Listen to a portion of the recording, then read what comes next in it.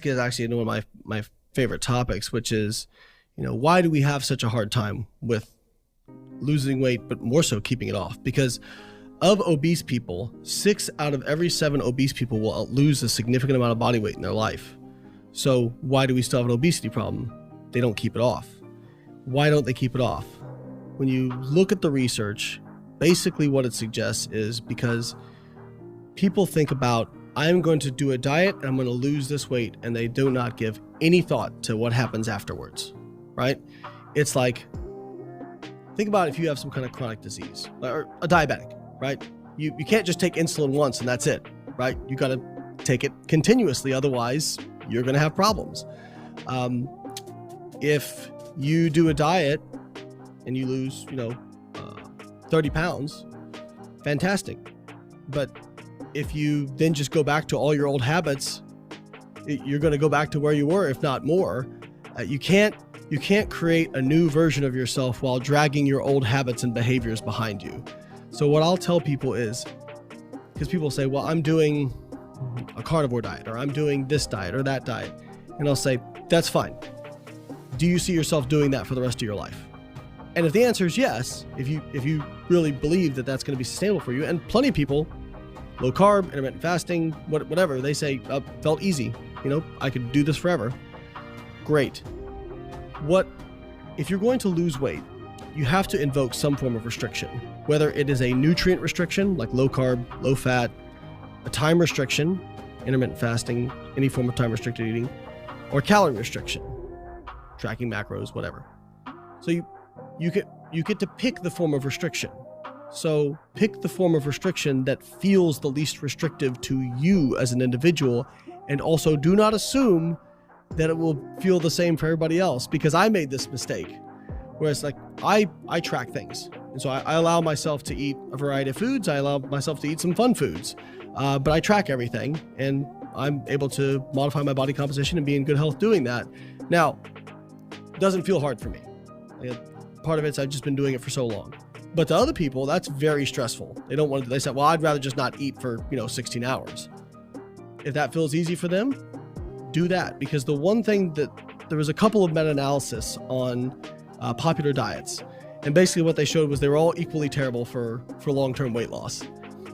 But when they stratified them by adherence, and none of them were better for adherence overall, but when they stratified people just according from lowest adherence to best adherence, there was a linear effect on weight loss.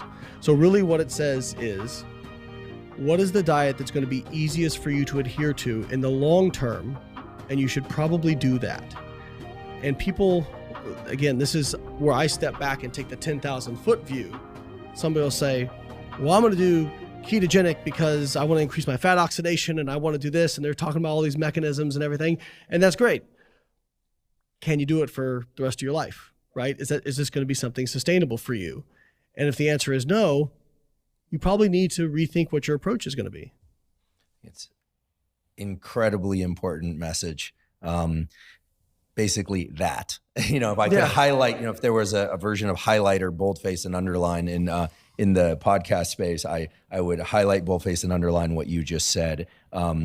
And for those of you that heard it, listen to it twice and then go forward, because it's absolutely key. I think it also explains a lot of the so-called controversy that exists out there. I think it also crosses over with the placebo effect. I almost want to say, pick the nutrition plan that you think you can stick to for a long period of time, ideally forever, and pick your placebo too, because there is a lot of placebo woven into each and every one of these things. Intermittent fasting, keto, probably even vegan versus omnivore versus carnivore. Well, they even talk about the diet honeymoon period, right? Where you go into a diet and you're all fired up about it, and you're very adherent, and then what happens with every single diet, without exception in research studies, is once you get past a few months, adherence just starts waning and going off. Here we are really talking about a form of relationship.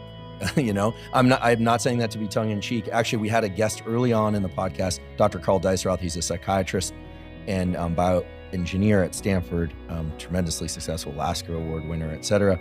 And he talked about love as a sort of an interesting aspect of our psychology, where it's a story that you co-create with somebody, but that you live into the future of that story. You know, another important point was I think there was 22 studies in this, but all of them provided food to the participants, right?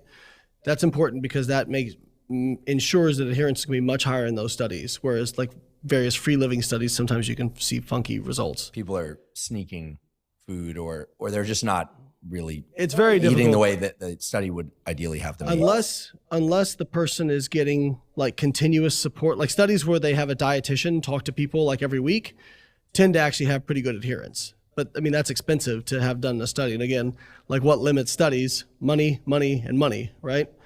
But the low carb versus low fat, when protein and calories are equated, basically no difference in fat loss. Now, some people get upset about this, but it's like, well, to me, that's like, this is great because you get to pick the tool you want. The one tool, it doesn't seem to be that much better than another. So pick the one that works for you, right? Whatever lever you've got to pull, you've got a bunch of different options.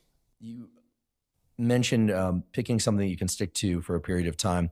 Is there ever a case for someone saying, look, I like to eat low carb or even keto for 6 months and then switch to a more standard omnivore caloric maintenance type diet and then switch back? Is there any downside to doing that for sake of health or weight loss over time or weight maintenance over time? Because I realize not everyone is trying to lose weight. And I definitely want to talk about at some point how to eat to maintain weight, because I think there are a significant fraction of people out there who are trying to do that. But yeah, is there any downside to being a dabbler, you know, keto for a few months and then omnivore for a few months, et cetera? I think that's actually a great thing, especially to like maybe find what you feel is easiest for you, right?